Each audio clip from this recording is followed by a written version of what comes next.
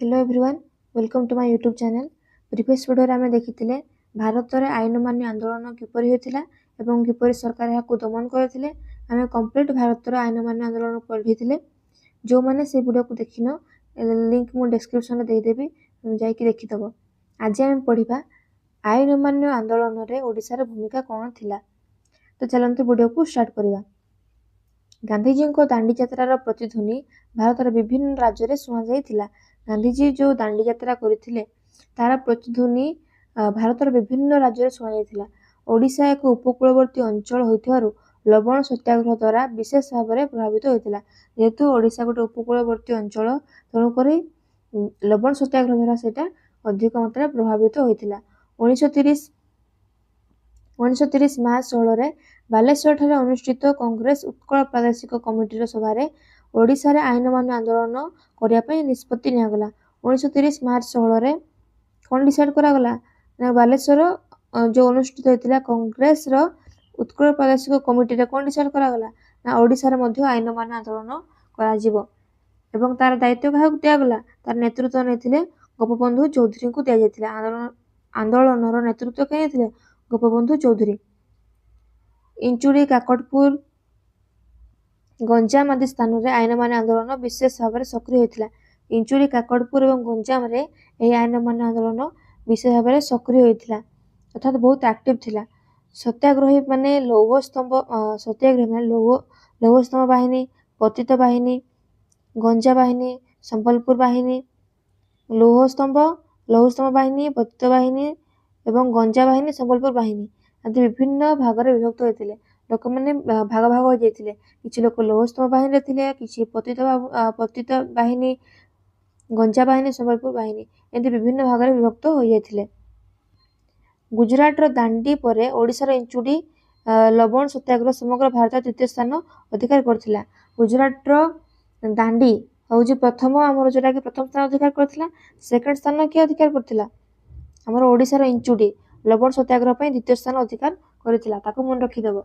द्वितीय स्थान किए अधिकार करथिला ओडिशार इंचुड़ी। गांधीजी जो दिन दांडी लवण आईन भंग करथिले सेही दिन ओडिशा रे 21 जन सत्याग्रही गोपबंधु चौधरी और आचार्य हरिहर दास नेतृत्व में कटक स्वराज आश्रम इंचुड़ी अभिमुखे पदयात्रा आरंभ करथिले। जो दिन गांधीजी जो दिन दांडी ठारे लवण आईन भंग करथिले जो समुद्र कूल मुठाए बाली उठे लवण आईन को भंग करथिले सेही दिन ओडिशा रे 21 जन सत्याग्रही गोपबंधु चौधरी और आचार्य हरिहर दास नेतृत्व में कटक स्वराज आश्रम इंचुड़ी अभिमुखे पदयात्रा आरंभ करथिले। एप्रिल 8 तारिख में चांदोल ठारे गोपबंधु चौधरी को निषेधकारी आदेश अमान्य करथिबा अभियोग में गिरफ कर आचार्य हरिहर पदयात्रा सत्याग्रही नेतृत्व नेले और से 1930 एप्रिल 12 इंचुड़ी में पहुंचले। कौन है एप्रिल 8 तारिख में चांदोल ठारे गोपबंधु चौधरी को निषेधकारी आदेश अमान्य जो गुड़ाक माने जो निषेध जो आदेश गुड़ाक निषेध से आदेश गुड़िक अमान्य करथिबा अभियोग में गोपबंधु चौधरी को अरेस्ट करागला गिरफ करागला। तेणुक आचार्य हरिहर यार नेतृत्व नहीं पदयात्रार नेतृत्व आचार्य हरिहर नहीं 1930 एप्रिल 12 इंचुड़ी में पहुंचले। इतिमध्य रमादेवी, मार्च देवी, कोकिला देवी, जानवी देवी और सुभद्रा महताबादी नारी नेत्री माने आदि नारी नेत्री माने इंचुड़ी में पहुंची जाइथिले। माने कौन करथिले इंचुड़ी में पहुंच जाइथिले। एप्रिल 13 तारिख में आचार्य हरिहर इंचुड़ी ठारे लवण आईन भंग करथिले। किए लवण आईन भंग करथिले इंचुड़ी रे आचार्य हरिहर लवण आईन भंग करथिले एप्रिल 13 तारिख में। आचार्य हरिहर और तांकर 7 जन कर्मी गिरफ होइथिले। आचार्य हरिहर एवं तांकर 7 जन कर्मी गिरफ होइथिले। एप्रिल 20 रमादेवी और मार्च देवी नेतृत्व में बहु नारी लवण आईन भंग कले। एप्रिल 20 रमादेवी और मार्च देवी नेतृत्व में बहु जन नारी कौन कले से लवण आईन को भंग कले। इंचुड़ी होता द्वितीय दांडी यहाँ इम्पोर्टाट। प्रथम दांडी तो गुजरात दांडी, द्वितीय दांडी किए इंचुड़ी ओडिशार इंचुड़ी हूँ द्वितीय दांडी। एबे देखिबा आंदोलन प्रसार कौन थिला।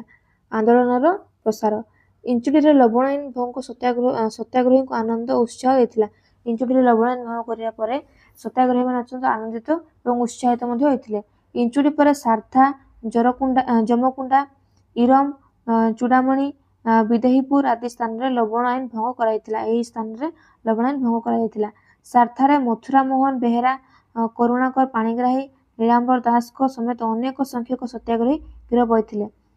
ସାର୍ଥାଠାରେ ମଥୁରା ମୋହନ ବେହେରା, କରୁଣାକର ପାଣିଗ୍ରାହୀ, ନୀଳାମ୍ବର ଦାସ ଏମାନେ ସବୁ ଗିରଫ ହୋଇଥିଲେ।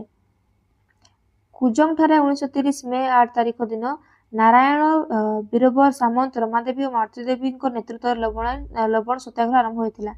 କୁଜଙ୍ଗଠାରେ କାହା ଦ୍ୱାରା ସତ୍ୟାଗ୍ରହ ଆରମ୍ଭ ହୋଇଥିଲା? କୁଜଙ୍ଗଠାରେ 1930 ମେ 8 ତାରିଖ ଦିନ ନାରାୟଣ, ବୀରବର ସାମନ୍ତ, ରମାଦେବୀ, ମାଳତୀ ଦେବୀଙ୍କ ନେତୃତ୍ୱରେ ଲବଣ ସତ୍ୟାଗ୍ରହ ଆରମ୍ଭ ହୋଇଥିଲା। କୁଜଙ୍ଗର ରାଣୀ ଭାଗ୍ୟବତୀ ପାଟ ମହାଦେଇ ଏହି ସତ୍ୟାଗ୍ରହରେ ଯୋଗଦାନ କରିଥିଲେ। କୁଜଙ୍ଗର ରାଣୀଙ୍କ ନାଁ କଣ ଥିଲା? କୁଜଙ୍ଗର ରାଣୀଙ୍କ ନାଁ ଥିଲା ଭାଗ୍ୟବତୀ ପାଟ ମହାଦେଇ। କୁଜଙ୍ଗ ରାଣୀଙ୍କ ନାଁ କଣ? ଭାଗ୍ୟବତୀ ପାଟ ମହାଦେଇ। ସେ ମଧ୍ୟ ଏହି ସତ୍ୟାଗ୍ରହରେ ଯୋଗଦାନ କରିଥିଲେ। ତାପରେ ଦେଖିବା କଣ ଦେଇଛି। ପାରାଦୀପ, ଏରସମା, ଗଡୁଆ, ବରଡିଆ, କାଳିଘାଟ ଆଦି ସ୍ଥାନରେ ଲୋକମାନେ ଲବଣ ଆଇନ ଭଙ୍ଗ କରିଥିଲେ। ଏହି ସ୍ଥାନରେ ଲୋକମାନେ ଲବଣ ଆଇନକୁ ଭଙ୍ଗ କରିଥିଲେ। ପୁରୀ ଜିଲ୍ଲାରେ ପଣ୍ଡିତ ନୀଳକଣ୍ଠ ଦାସ ଓ ଜଗନ୍ନାଥ ରଥଙ୍କ ନେତୃତ୍ୱରେ ଲବଣ ସତ୍ୟାଗ୍ରହ ଆରମ୍ଭ ହୋଇଥିଲା। ପୁରୀରେ କିଏ କରିଥିଲେ? ପୁରୀ ଜିଲ୍ଲାରେ ପଣ୍ଡିତ ନୀଳକଣ୍ଠ ଦାସ ଓ ଜଗନ୍ନାଥ ରଥ ଏହି ଲବଣ ସତ୍ୟାଗ୍ରହର ନେତୃତ୍ୱ ନେଇଥିଲେ। କାକଟପୁର, ଅସ୍ତରଙ୍ଗ, ଖଣ୍ଡସାହି, କୁହୁଡି, ଲାଟର ଆଦି ସ୍ଥାନରେ ଆନ୍ଦୋଳନକାରୀମାନେ ସକ୍ରିୟ ଥିଲେ। ଗଞ୍ଜାମ ଜିଲ୍ଲାରେ ବିଶ୍ୱନାଥ ଦାସ, ନିରଞ୍ଜନ ପଟ୍ଟନାୟକ, ଶଶିଭୂଷଣ ରଥ, ଦିବାକର ପଟ୍ଟନାୟକ, ସରଳା ଦେବୀ ଓ ମାଳତୀ ଦେବୀ ଲବଣ ସତ୍ୟାଗ୍ରହ ପରିଚାଳନା କରିଥିଲେ। ଏମାନେ ଲବଣ ସତ୍ୟାଗ୍ରହ ପରିଚାଳନା କରିଥିଲେ। ଗଞ୍ଜା, ହୁମା, ଲକ୍ଷ୍ମୀପୁର, ପଲ୍ଲୀନନ୍ଦ ଆଦି ସ୍ଥାନଗୁଡ଼ିକରେ ଲବଣ ସତ୍ୟାଗ୍ରହ କେନ୍ଦ୍ରସ୍ଥଳୀ ଥିଲା। ନିରଞ୍ଜନ ପଟ୍ଟନାୟକ, ସରଳା ଦେବୀ ଆଦି ନେତୃସ୍ଥାନୀୟ ବ୍ୟକ୍ତି ଗିରଫ ହୋଇଥିଲେ ମଧ୍ୟ ଏହି ଆନ୍ଦୋଳନ ଦୁର୍ବଳ ହୋଇନଥିଲା। ଏମାନେ ଗିରଫ ହେବା ପରେ ମଧ୍ୟ ଏହି ଆନ୍ଦୋଳନ ଦୁର୍ବଳ ହୋଇନଥିଲା। ଏବେ ଦେଖିବା ଆନ୍ଦୋଳନର କାର୍ଯ୍ୟକ୍ରମ କଣ କଣ ଥିଲା। ଲବଣ ଆଇନ ଭଙ୍ଗ ବ୍ୟତୀତ ଆଇନ ଅମାନ୍ୟ ଆନ୍ଦୋଳନର ଅନ୍ୟାନ୍ୟ କାର୍ଯ୍ୟକ୍ରମ ମଧ୍ୟରେ ସାମାଜିକ ବାସନ୍ଦ, ବିଦେଶୀ ବସ୍ତ୍ର ବର୍ଜନ, ଚୌକିଦାର କର ଉଚ୍ଛେଦ ଓ ନିଶା ନିବାରଣ ଥିଲା ପ୍ରଧାନ। କଣ ନା ବହୁତ ଗୁଡା କାର୍ଯ୍ୟକ୍ରମ ଥିଲା। ତା ମଧ୍ୟରେ ପ୍ରଧାନ କଣ ଥିଲା?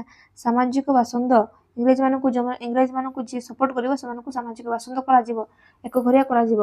ବିଦେଶୀ ବସ୍ତ୍ରକୁ ବର୍ଜନ କରାଯିବ, ବିଦେଶୀ ମାନଙ୍କ ପୋଷାକ ପତ୍ରକୁ ବର୍ଜନ କରାଯିବ, ପରିତ୍ୟାଗ କରାଯିବ। ଚୌକିଦାରୀ କର ଦିଆଥିଲା ତାକୁ ଉଚ୍ଛେଦ କରାଯିବ ଏବଂ ନିଶା ନିବାରଣ, ମଦ୍ୟପାନକୁ ବନ୍ଦ କରାଯିବ।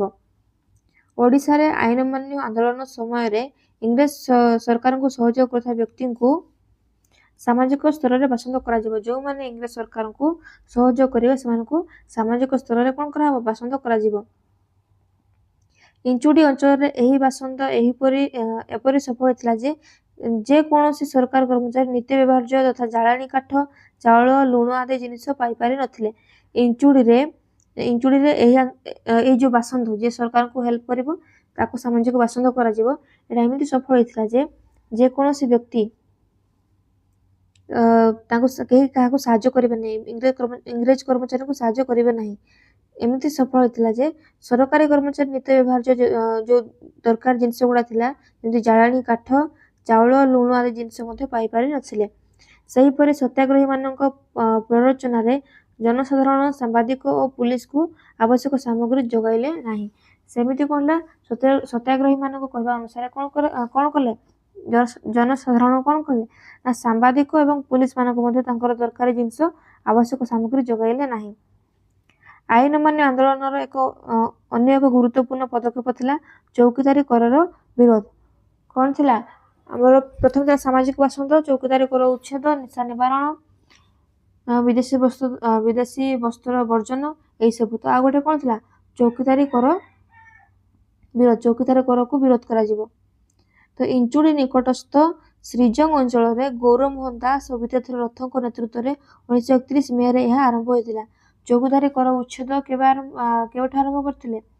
ନା 1931 ମେରେ ଏହା ଆରମ୍ଭ ହୋଇଥିଲା। ଚୌକିଦାର ତଥା ଦଫାଦାର ମାନଙ୍କୁ ଇଂରେଜ ସରକାରଙ୍କର ଗୋଲାମୀ ନ କରିବା ପାଇଁ କୁହାଗଲା। ଚୌକିଦାର ମାନଙ୍କୁ ଏବଂ ଦଫାଦାର ମାନଙ୍କୁ ଇଂରେଜ ମାନଙ୍କର ଗୋଲାମୀ ତାଙ୍କ ଅଣ୍ଡରରେ ରହିବା ପାଇଁ ମନା କରାଗଲା। ଏଥିରେ ଉଦ୍ବୁଦ୍ଧ ହୋଇ କେତେକ ଚୌକିଦାର ଚାକିରିରୁ ଇସ୍ତଫା ଦେଲେ। ଏଥିରେ ପ୍ରଭାବିତ ହୋଇକି କେତେକ ଚୌକିଦାର କ'ଣ କଲେ, ତାଙ୍କ ଚାକିରିରୁ ଇସ୍ତଫା ଦେଇଦେଲେ। ଏହି ଆନ୍ଦୋଳନକୁ ଦମନ କରିବା ଉଦ୍ଦେଶ୍ୟରେ ପୋଲିସ କେତେ ନେତୃସ୍ଥାନୀୟ ସତ୍ୟାଗ୍ରହୀଙ୍କୁ ଗିରଫ କରିବା ପରେ କ୍ରୋଧାନ୍ୱିତ ଗ୍ରାମବାସୀ ଏକ ପୁଲିସ ବାହିନୀକୁ ମାରଧର କରିବାରୁ 54 ଜଣ ବ୍ୟକ୍ତିଙ୍କୁ ଗିରଫ କରାଯାଇଥିଲା ଏବଂ ଏଥିରେ ନେତୃସ୍ଥାନୀୟ ବ୍ୟକ୍ତିଙ୍କ ସମ୍ପତ୍ତି ଲୁଟ୍ ସହିତ ଗ୍ରାମବାସୀଙ୍କ ଉପରେ 6,000 ଟଙ୍କା ଶାସ୍ତିମୂଳକ କର ଲଦି ଦିଆଯାଇଥିଲା। କ'ଣ ହେଇଛି ନା, ଏହି ଆନ୍ଦୋଳନକୁ ଦମନ କରିବା ଉଦ୍ଦେଶ୍ୟରେ ପୋଲିସ କେତେଜଣ ନେତୃସ୍ଥାନୀୟ ସତ୍ୟାଗ୍ରହୀମାନଙ୍କୁ ଗିରଫ କଲେ। ତ କ'ଣ ହେଲା ନା, ଗ୍ରାମବାସୀମାନେ ରାଗି ଯାଇଥିଲେ ଏବଂ ପୋଲିସ ବାହିନୀକୁ ମାରଧର କରିଥିଲେ ଏବଂ 54 ଜଣ ବ୍ୟକ୍ତିଙ୍କୁ ଗିରଫ କରାଯାଇଥିଲା। ସେମାନେ ଯେହେତୁ ନେତୃସ୍ଥାନୀୟ ବ୍ୟକ୍ତିମାନଙ୍କୁ ଗିରଫ କରାଗଲା, ତେଣୁକରି ଲୋକମାନେ ରାଗି ଯାଇକି କ'ଣ କଲେ, ସେମାନେ ପୋଲିସ ମାନଙ୍କ ଉପରେ ମାରପିଟ କରିଥିଲେ। ଫଳରେ 54 ଜଣଙ୍କୁ ଗିରଫ କରାଯାଇଥିଲା। ସେଥିରେ ନେତୃସ୍ଥାନୀୟ ବ୍ୟକ୍ତିଙ୍କ ସମ୍ପତ୍ତି ଲୁଟ୍ ସହିତ ଗ୍ରାମବାସୀଙ୍କ ଉପରେ ସେଠାରେ ନେତୃସ୍ଥାନୀୟ ବ୍ୟକ୍ତିମାନଙ୍କ ସମ୍ପତ୍ତିକୁ ଲୁଟ୍ କରାଗଲା ଏବଂ ତାଙ୍କ ଉପରେ 6,000 ଟଙ୍କାର ଶାସ୍ତିମୂଳକ କରଭାର ଲଦି ଦିଆଯାଇଥିଲା। ସେହିପରି ଓଡ଼ିଶାର ନିଶା ନିବାରଣ ଅଭିଯାନ ମଧ୍ୟ ଆରମ୍ଭ ହୋଇଥିଲା। ଯେହେତୁ ନିଶା ନିବାରଣ ମଧ୍ୟ ଗୋଟେ ପ୍ରଧାନ କାର୍ଯ୍ୟକ୍ରମ ମଧ୍ୟରେ ପ୍ରଧାନ ଥିଲା, ତେଣୁକରି ନିଶା ନିବାରଣ ପାଇଁ ମଧ୍ୟ ଅଭିଯାନ ଆରମ୍ଭ କରାଯାଇଥିଲା। ସର୍ବପ୍ରଥମେ ଗ୍ରାମରେ ଥିବା ସବୁ ତାଳ ଓ ଖଜୁରୀ ଗଛକୁ କାଟିବା ପାଇଁ ସତ୍ୟାଗ୍ରହୀମାନେ ଜନସାଧାରଣଙ୍କୁ ବୁଝାଇଥିଲେ। କ'ଣ ନିଶା ନିବାରଣ ପାଇଁ କ'ଣ ପଦକ୍ଷେପ ନେଲେ ନା, ପ୍ରଥମେ ଗାଁରେ ଯେତିକି ତାଳ ଗଛ ଏବଂ ଖଜୁରୀ ଗଛ ଥିଲା ତାକୁ କାଟିବା ପାଇଁ ଜନସାଧାରଣଙ୍କୁ ବୁଝାଇଥିଲେ। ଯେହେତୁ ତାଡ଼ି ବନା ହୁଏ, ଖଜୁରୀ ସେଟା ଗୋଟେ ମଦ୍ୟପାନ, ତ ତେଣୁକରି ତାଳ ଏବଂ ଖଜୁରୀ ଗଛରୁ ବନା ହୁଏ, ତେଣୁକରି ଏ ଗଛ ପ୍ରଥମେ କାଟିବା ପାଇଁ ନିଷ୍ପତ୍ତି ନିଆଗଲା। ତା ଛଡ଼ା କଟକଣାରେ ବିଦେଶୀ ମଦ ଦୋକାନ ଓ ଗାଁ ମାନଙ୍କରେ ଥିବା ତାଡ଼ି ଦୋକାନ ଆଗରେ ଶାନ୍ତିପୂର୍ଣ୍ଣ ଧାରଣା ଦିଆଯାଇ ଲୋକମାନଙ୍କୁ ନିଶା ସେବନରୁ ନିବୃତ୍ତ କରାଯାଇଥିଲା। କ'ଣ କରାଗଲା ନା, କଟକରେ ବିଦେଶୀ ମଦ ଦୋକାନ, ଯେହେତୁ କଟକ ଡେଭଲପ ଜାଗା ଥିଲା, ଡେଭଲପ ସିଟି ଗୋଟେ ଥିଲା, ବହୁତ ଉନ୍ନତ ଥିଲା, ସେଠାରେ ନିହାତି ଭାବରେ ବିଦେଶୀ ମଦ ଦୋକାନ ଥିବ। ତ ତାକୁ ତା ଆଗରେ ଏବଂ ଗାଁରେ ଥିବା ତାଡ଼ି ଦୋକାନ ଆଗରେ ଶାନ୍ତିପୂର୍ଣ୍ଣ ଧାରଣା ଦିଆଯାଇଥିଲା ଏବଂ ଲୋକମାନଙ୍କୁ ନିଶା ସେବନରୁ ନିବୃତ୍ତ କରାଗଲା।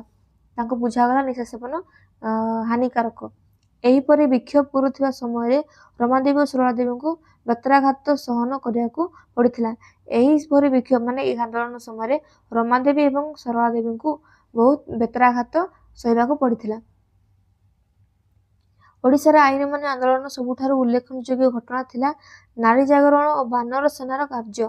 ଓଡ଼ିଶାରେ ଆଇନମାନ ଆନ୍ଦୋଳନର ସବୁଠାରୁ ଉଲ୍ଲେଖନୀୟ ଘଟଣା କ'ଣ ଥିଲା? ନାରୀ ଜାଗରଣ ଏବଂ ବାନର ସେନା ମାନଙ୍କର କାର୍ଯ୍ୟ। ବିଦେଶୀ ଲୁଗା ଦୋକାନ ଓ ମଦ ଦୋକାନ ସମ୍ମୁଖରେ ଧାରଣା ଦେବା ଓ ପ୍ରଚାରପତ୍ର ବାଣ୍ଟିବା ପ୍ରଭୃତି ଗୁରୁତ୍ୱପୂର୍ଣ୍ଣ କାମ ନାରୀମାନେ ଭଲ ଭାବରେ କରିପାରୁଥିଲେ। ବିଦେଶୀ ମଦ ଦୋକାନରେ ଧାରଣା ଦେବା, ପ୍ରଚାରପତ୍ର ବାଣ୍ଟିବା ପ୍ରଭୃତି କାମ ନାରୀମାନେ ଭଲ ଭାବରେ କରୁଥିଲେ। ସେମାନଙ୍କ ସହିତ 16 ବର୍ଷରୁ କମ୍ ବୟସ୍କ ପିଲାମାନେ ମଧ୍ୟ ସତ୍ୟାଗ୍ରହୀ ରୂପେ ଯୋଗ ଦେଇଥିଲେ। ନାରୀମାନଙ୍କ ସହିତ 16 ବର୍ଷରୁ କମ୍ ବୟସ୍କ ପିଲାମାନେ ମଧ୍ୟ ଏଥିରେ ଯୋଗ ଦେଇଥିଲେ। ବାନର ସେନା ନାମରେ ପରିଚିତ ଏହି ଛୋଟ ପିଲାମାନଙ୍କ ବାହିନୀ ଲୁଗା ଦୋକାନ, ମଦ ଦୋକାନ ଆଗରେ ଧାରଣା ଦେବା ଓ ପ୍ରଚାରପତ୍ର ବାଣ୍ଟିବା ଆଦି ବହୁ କାର୍ଯ୍ୟରେ ସାହାଯ୍ୟ କରୁଥିଲେ। ଏଇ ଯୋଉ ବାନର ସେନା, ଏଇଠି ମନେ ରଖିବ, ବାନର ସେନା ମାନଙ୍କ ସମ୍ବନ୍ଧରେ ପରୀକ୍ଷାରେ ଆସେ। ବାନର ସେନା ମାନେ କେତେ ବୟସର ନା, 16 ବର୍ଷରୁ କମ୍ ବୟସ୍କ ପିଲାମାନେ ହେଉଛନ୍ତି ବାନର ସେନା। ଏମାନଙ୍କ କାର୍ଯ୍ୟ କ'ଣ ଥିଲା? ଏମାନେ ଛୋଟ ପିଲାମାନେ କ'ଣ କରୁଥିଲେ? ଲୁଗା ଦୋକାନ, ମଦ ଦୋକାନ ଆଗରେ ଧାରଣା ଦେବା ସହିତ ପ୍ରଚାରପତ୍ର ବାଣ୍ଟିବା କାର୍ଯ୍ୟ କରୁଥିଲେ ଏବଂ ନାରୀମାନଙ୍କୁ ସାହାଯ୍ୟ କରୁଥିଲେ। ସେମାନଙ୍କୁ ମଧ୍ୟ ପୋଲିସର ବେତମାଡ଼ ସହିବାକୁ ପଡୁଥିଲା। ସେମାନେ ମଧ୍ୟ ବେତ୍ରାଘାତ ହେଉଥିଲେ, ସେମାନେ ମଧ୍ୟ ମାଡ଼ ଖାଉଥିଲେ।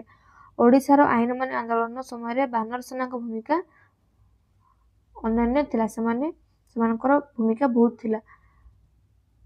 କଟକରୁ ବିଦ୍ରୋହୀ, ବାଲେଶ୍ୱରରୁ ବିପ୍ଳବୀ ନାମକ ଦୁଇଟି ବୁଲେଟିନ୍ ଅଣାଯାଇ ଲୋକମାନଙ୍କ ମଧ୍ୟରେ ବଣ୍ଟା ଯାଉଥିଲା। ଏଇଠି ମନେ ରଖିବ, କଟକରୁ ବିଦ୍ରୋହୀ, ବାଲେଶ୍ୱର ବିପ୍ଳବୀ, ଏ ଦୁଇଟା ବୁଲେଟିନ୍ ଅଣାଯାଇ ଲୋକମାନଙ୍କ ମଧ୍ୟରେ ବଣ୍ଟା ଯାଉଥିଲା। ତ ଆଜି ପାଇଁ ଏତିକି। ନେକ୍ସଟ ଭିଡ଼ିଓରେ ଦେଖିବା ଦମନ ଲୀଳା କ'ଣ କ'ଣ ଥିଲା। ଆଜି ପାଇଁ ଏତିକି। ଯେତିକି ସବୁ ମୁଁ ହାଇଲାଇଟ୍ କରିଛି ତାକୁ ଖାତାରେ ନୋଟ୍ ଡାଉନ୍ କରିବ ଏବଂ ତାକୁ ଭଲସେ ପଢ଼ିକି ମନେ ରଖିବ।